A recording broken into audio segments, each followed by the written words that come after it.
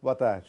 De Olho no Rio está começando e vai abordar um tema muito importante: a questão das chuvas na cidade do Rio de Janeiro e o despreparo da cidade em função da calamidade pública que aconteceu não só na cidade do Rio de Janeiro, mas também em Niterói. E não podemos nos esquecer do que aconteceu no início do ano na cidade de Angra dos Reis.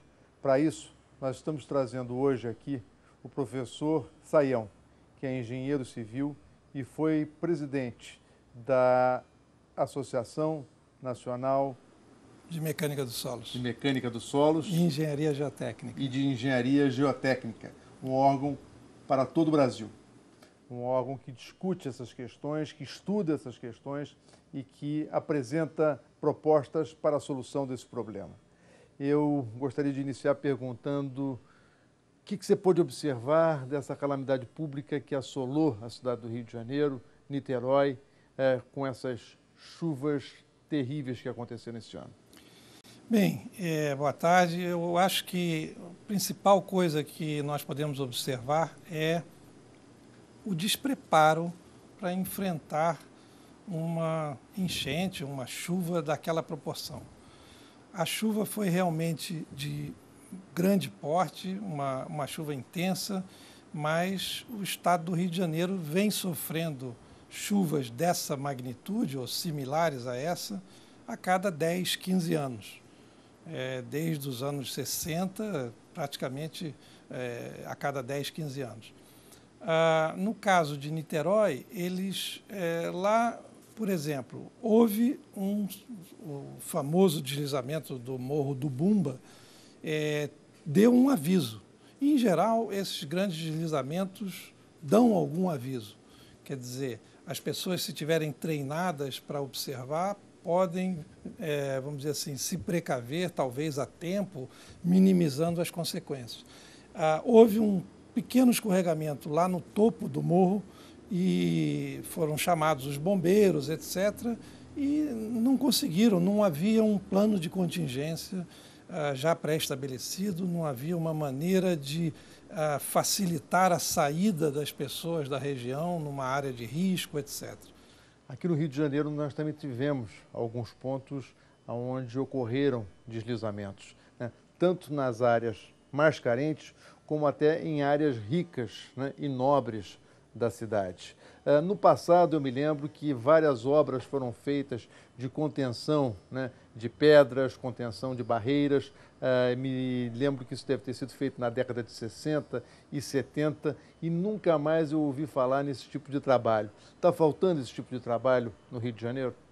Olha, o Rio de Janeiro sofreu muito com as chuvas na década de 60. Nós tivemos 2 anos seguidos com chuvas muito fortes, 66 e 67. Eu me lembro que essa rua aqui, onde nós estamos, a Toneleiros, que era de mão dupla, virou um rio em 66. Pois é.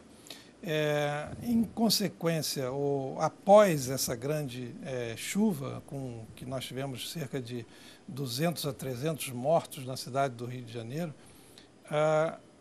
na época era Estado, né? Estado da Guanabara, criou-se a Fundação GeoRio, na época chamada Instituto de Geotécnica. E a Fundação GeoRio é um órgão, então, atualmente municipal, técnico, e certamente é um dos órgãos técnicos de engenharia que, vamos dizer, que funcionam bem no Brasil. Impedir ou evitar deslizamentos numa época de uma chuva como essa, de início de abril, é praticamente impossível, mas minimizar as consequências é o que a GeoRio vem fazendo com alguma, vamos dizer assim, eficiência. Essa eficiência depende muito dos recursos que são alocados. Às vezes a GeoRio ganha muitos recursos, às vezes sem entrar no mérito de qual governo, mas às vezes tem prefeituras que não, vamos dizer assim, fornecem os recursos suficientes. Após essas tragédias, os recursos acabam aparecendo. Agora nós vemos que tem R$1 bilhão sendo alocado para o Rio de Janeiro, na tentativa de, vamos dizer assim, de enfrentar essas zonas de risco, realocar pessoas de uma área para outra, etc. Então, eu acho que se isso puder ser feito antes, a velha história de que prevenir é mais barato do que remediar, né? É verdade. Depois que a porta está arrombada, surge todo mundo para socorrer, surgem os recursos para fazer a remoção das pessoas, que, aliás, me parece um termo bastante equivocado, né? Porque estão falando em remoção de pessoas, e remoção, para mim, tem um sentido ideológico, de retirar as pessoas simplesmente, quando, na verdade, tem que se falar em realocação, porque eu sempre digo o seguinte: favela não foi um problema. Favela foi a solução para um problema para aquelas pessoas que não tinham aonde morar.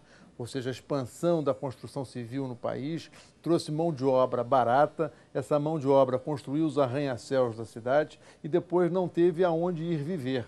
E em função da nossa deficiência de transporte, as pessoas acabam indo morar, né, ou procurando morar perto dos locais onde podem arrumar empregos com melhores salários. E aí nós temos a questão da favelização do Rio de Janeiro. E eu lhe pergunto de que forma hoje nós poderemos fazer um trabalho para evitar ou minimizar que principalmente a população mais carente sofra com esse tipo de chuva. Bem, eu acho que é preciso se identificar as zonas de maior risco. Agora, após essas chuvas de início de abril, já se fala muito sobre isso. Eu acho que cada tragédia dessas tem um lado realmente muito, vamos dizer assim, negativo, muito trágico, mas pelo menos uma consequência boa ela em geral traz. Ela traz a discussão do problema para a pauta diária e a tentativa de organizar soluções, né? Em Angra dos Reis nós tivemos também o mesmo fato de uma chuva intensa em 2 grandes deslizamentos com várias pessoas atingidas, etc. E imediatamente o prefeito, o governador, etc. vieram a público dizer que dessa vez não adianta culpar a chuva, tem que culpar a ocupação desordenada das encostas, algumas ocupações ilegais, outras inadequadas. Então é preciso remover nas áreas de maior risco a população que estiver lá residindo. Mas a solução seria realmente retirar essas residências, tentar obter locais próximos onde novas residências ou até prédios possam ser construídos e essas pessoas removidas para um local seguro. Mas nós não podemos nos esquecer que existe o Instituto da Posse, né, estabelecido no Código Civil. Então, se deve fazer, sim, a realocação de pessoas, mas essa realocação tem que ser também preservado o direito daquele que está da posse daquela propriedade naquele local. Então, por isso que eu digo, não adianta a gente apenas remover, a gente tem que identificar as pessoas, cadastrá-las, né, e, se for o caso, conforme diz o próprio Código Civil, indenizá-las pelas benfeitorias que foram feitas e alocá-las em outro lugar. Por isso que eu digo, eu acho que recursos não faltam, né? O que faltam é juntar as forças políticas, gestão para poder atender essas dificuldades. Eu quero lhe agradecer muito a sua presença, foi muito esclarecedora a sua entrevista e eu gostaria apenas, se você pudesse dar uma mensagem dizendo para o cidadão do Rio de Janeiro, aonde na cidade do Rio de Janeiro podem ocorrer deslizamentos se houver uma nova chuva como essa, para que as pessoas possam ter a atenção redobrada. Essa é uma pergunta, vamos dizer assim, interessante, difícil de responder, mas eu me lembro que quando eu era estudante de engenharia, o meu professor de geologia, o professor Franklin, excelente profissional, dizia o seguinte: pessoal, um dia de chuva não passem pela Niemeyer. Então, eu já diria que uma delas é a Niemeyer. Isso ficou gravado até hoje, né? Eu não passo pela Niemeyer num dia de chuva intensa. Eu diria que incluiria como a Niemeyer, a Grajaú, Jacarepaguá, enfim, outras regiões desse tipo. Mas, Marcelo, eu acho que as regiões de risco, eu volto a dizer, do Rio de Janeiro, estão identificadas. Eu acho que a GeoRio sabe quais são, já pode, vamos dizer assim, ou não divulgar, eu acho até que não divulga por um problema de, vamos dizer assim, para não causar, vamos dizer assim, um problema social, mas o governo da cidade do Rio de Janeiro sabe quais são as zonas de risco. Eu acho que as demais cidades, os grandes municípios, Angra dos Reis incluído, Niterói incluído, deveriam rapidamente ter os seus planos de identificação das zonas de risco.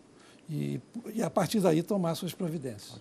Professor Sayão, muito obrigado. A PUC